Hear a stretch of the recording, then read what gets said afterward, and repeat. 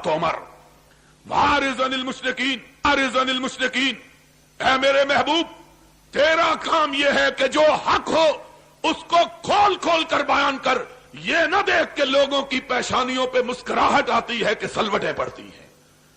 قرآن نے ہم کو یہ نہیں بتلایا کہ تم بھی قصے اور کہانیاں بیان کرنا شروع کر دو۔ اچھے اچھے لوگ قصہ گو بن گئے ہیں۔ حقیقی بات یہ ہے کہ 10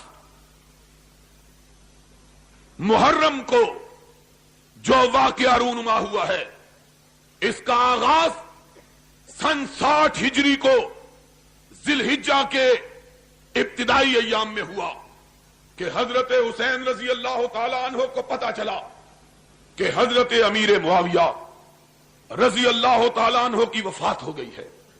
وہ امیر معاویہ جس کی بیعت خود حسین نے کر رکھی تھی۔ سنا ذرا بات، آج انشاءاللہ مسئلہ سمجھا کے جاؤں گا۔ وہ معاویہ جس کی بیعت خود حسین نے کی ہوئی تھی، حسین نے بھی کی تھی، جس کی بیعت اس کے بھاڑے بھائی حضرت حسن نے بھی کی ہوئی تھی، وہ معاویہ فوت ہوئے۔ اور ذاکر، واعظ اور ہمارے ان پڑھ مولوی بھی حضرت معاویہ کا نام لیتے ہوئے ہچکچاتے ہیں، ان پر دشنام دیتے ہیں۔ ان سے جا کے پوچھو کہ جاؤ، ہم تو ثابت کر رہے ہیں صدیق و فاروق و عثمان کی خلافت کو، لیکن اگر تم ہم سے پوچھتے ہو تو ہم کو یہ بتلاؤ کہ مسئلہ صرف صدیق، فاروق اور عثمان کا نہیں، بلکہ تمہارے 2 معصوم اماموں نے تو حضرت معاویہ کی امامت کو بھی مانا ہوا ہے، حضرت معاویہ کی خلافت کو بھی تسلیم کیا ہوا ہے۔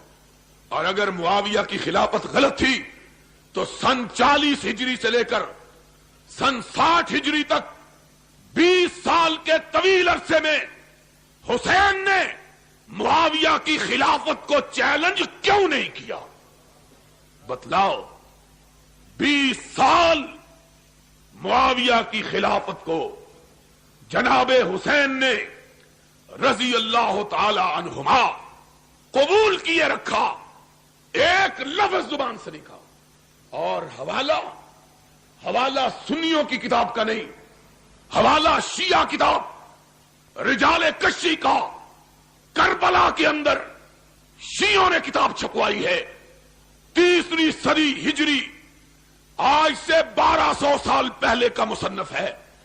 اور دوسری کتاب حیات القلوب ملا باقر مجلسی ایرانی کی، جو ایران کے شیعہ پریس نے چھاپی، اس کا حوالہ ہے۔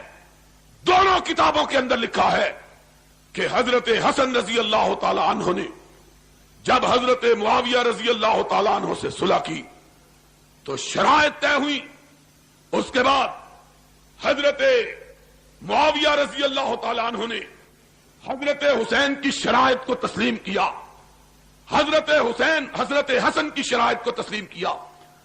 جب شرائط تسلیم ہو گئی، حضرت حسن نے، علی کے بیٹے نے، خلافت سے دستبردار ہو کر اس مسجد کے اندر، جس مسجد کو ان کے بابا حضرت علی نے بنوایا تھا، اس مسجد کے اندر اپنے باپ حضرت علی کا منبر رکھوایا اور اس پر حضرت امیر معاویہ کو بٹھایا، خود نیچے بیٹھے، معاویہ کو اوپر بٹھایا، کہا کائنات کے لوگوں سن لو، آج رسول کا نواسا، علی کا بیٹا خلافت سے دستبردار ہو کر اپنا خلیفہ امیر معاویہ کو مان رہا ہے۔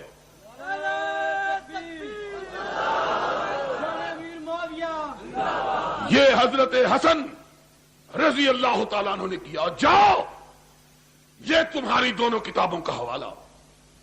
خود اکیلے نہیں آئے، حسین کو ساتھ لے کے آئے، حسین کو ساتھ لے کے آئے۔ اپنی فوجوں کا کمانڈر قیس ابن سعد ابن عبادہ وہ بھی ساتھ ہے۔ کہا امیر معاویہ رضی اللہ تعالی عنہ میرا امام ہے۔ پھر حسین کی طرف دیکھا، اس حسین کی طرف جن کا نام نامی اس میں گرامی لے کر تم صدیق و فاروق پہ کیچڑ اچھالتے ہو. اس حسین کی طرف دیکھا، کہا کم وبائے حسین اٹھو، میں نے معاویہ کی امامت کو مانا ہے، تم بھی معاویہ کے ہاتھ پہ بیعت کر کے اس کو اپنا امام مانو. حضرت حسین اٹھے، حسن کے بعد حضرت امیر معاویہ کی بیعت کی، پھر اپنے کمانڈر ان چیف کو حکم دیا، اٹھو معاویہ کی بیعت کرو. یہ فوجی آدمی تھا، اور فوجیوں کا دماغ ذرا تھوڑا سا بولو موٹا ہی ہوندا ہے. انہاں دا بستر چوک کے ہی سٹو تے انہاں نوں سمجھ آوندی ہے، اپنے آپ جان نوں تیار نہیں ہوندے. کہا، اور آج اسمبلی کے اندر اسلام کا نام لے کر وہ بل پیش کیا گیا ہے جس میں یہ کہا گیا ہے کہ ضیاء الحق اگر اسلام کے خلاف بھی بات کرے تو اس کو دنیا کی کسی عدالت میں چیلنج نہیں کیا جا سکتا. یہ اسلام ہے. اور محمد الرسول اللہ صلی اللہ علیہ وسلم کا لایا ہوا اسلام کیا تھا؟ وہ جس کا اظہار صدیق اکبر نے کیا تھا، اذا قمت واستقمت فاعینونی واذا وجدت فقومونی. لوگوں، قرآن و سنت کے مطابق بات کروں تو میری مدد کرنا، قرآن و سنت کے خلاف ہٹ جاؤں تو مجھ کو پکڑ کر میرے سر کو سیدھا کر دینا. یہ صدیق کہتا ہے، اور ضیاء الحق صدیق اکبر سے بھی بڑا ہو گیا ہے معاذ اللہ. اور وہ مولوی غیرت سے آری جو اس کے باوجود اس بل کو تسلیم کرنے اور اس پر دستخط کرنے کے لیے تیار. کہا ہے کہ اس بل کو کسی شرعی عدالت میں بھی چیلنج نہیں کیا جا. سن لو، ساری کائنات تمہارے بل کو مان لے، خدا کے فضل و کرم سے قرآن و سنت کو ماننے والے اہل حدیث اس بل کو نہیں مانیں گے اور قرآن و سنت کے خلاف کسی آواز کو گوارا نہیں کریں گے انشاءاللہ العزیز. تو بات میں کہہ رہا تھا، کہا اٹھو بیعت کرو. فوجی آدمی تھا، ادھر دیکھا ادھر دیکھا، اب کیا کروں؟ حضرت حسین کی طرف دیکھتا. تیری کتاب کا حوالہ میں کہا کرتا ہوں، انہی کی محفل سوارتا ہوں، چراغ میرا ہے رات ان کی، انہی کے مطلب کی کہہ رہا ہوں، زبان میری ہے بات ان کی. جاؤ، اگر کوئی شیعہ دوست کھڑا ہے اسے کعبے کے رب کی قسم ہے دنیا کے کسی ذاکر سے پوچھے، اگر کوئی ماں کا لال اس حوالے کو غلط ثابت کرے، لاہور میں بیٹھ کے کہتا ہوں، اپنی اس مسجد میں بیٹھ کے کہتا ہوں، منہ مانگا انعام دوں گا. اور اگر حوالہ سچا یا اپنی کتاب کو آگ لگا دے یا اپنے باطل عقیدے کو آگ لگا دے. ایک بات کو مان، یا اپنا عقیدہ چھوڑ دے یا اپنی کتابوں کو چھوڑ دے. تیری کتابوں کے اندر لکھا ہے کہ قیس ابن سعد ابن عبادہ نے حسین کی طرف دیکھا. کیا کروں؟ معاویہ کھڑا ہے سامنے جس کے خلاف جنگیں لڑتا رہا ہوں، آج اس کے ہاتھ پہ کیسے بیعت کروں؟ حسین کی طرف دیکھا، حسین نے پلٹ کے جواب دیا، تیری کتاب کا حوالہ، کم فبائے فإنہ امامی. اٹھو کیس، میری طرف کیا دیکھ رہے ہو؟ اور جس کے ہاتھ پہ حسن و حسین نے بیعت کی وہ پوری کائنات کا امام ہے. دنیا کا کوئی شخص اس کی امامت کو مانے بغیر رہ سکتا نہیں. قم فبائے فإنہ امامی. اور جس کو تیرے دو معصوم اماموں نے امام مانا ہے، تو اس کا انکار کرنے کی جرات کیسے کرتا ہے؟ ان کے خلاف کیسے بات کرتا ہے؟ یا سیدھی طرح بات کہے کہ تجھ کو اس بات کا علم ہے جس کو تیرے اماموں کا علم نہیں تھا، اور تو یا کہے کہ تو حق پر ہے اور تیرے امام حق پر نہیں تھے. معاذ اللہ. پھر وہ عقیدہ عصمت کا باقی رہتا.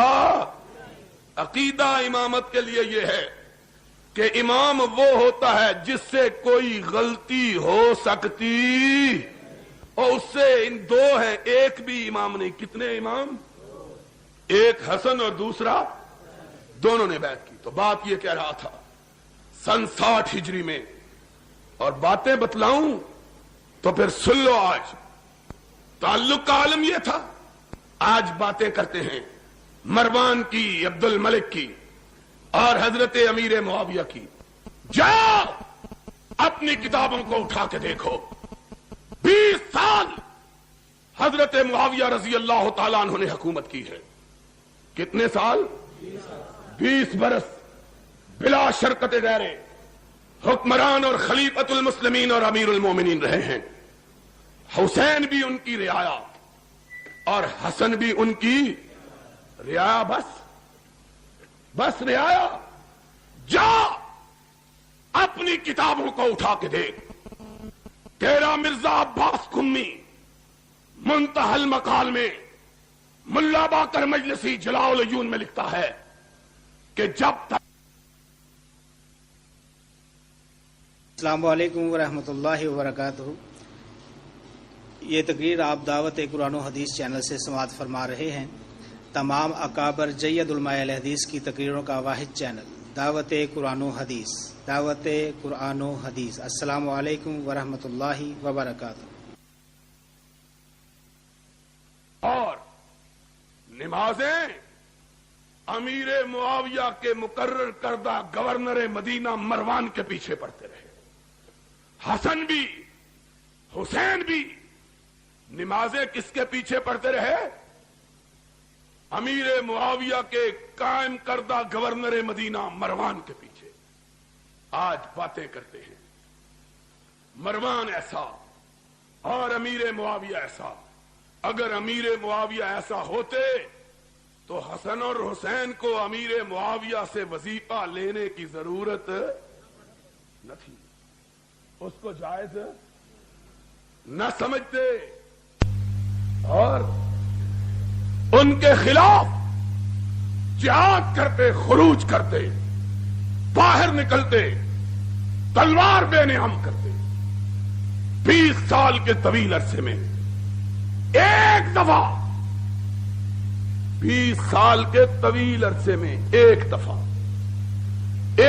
دفعہ بھی حضرت امیر معاویہ کے خلاف زبان شکوہ کو حرکت۔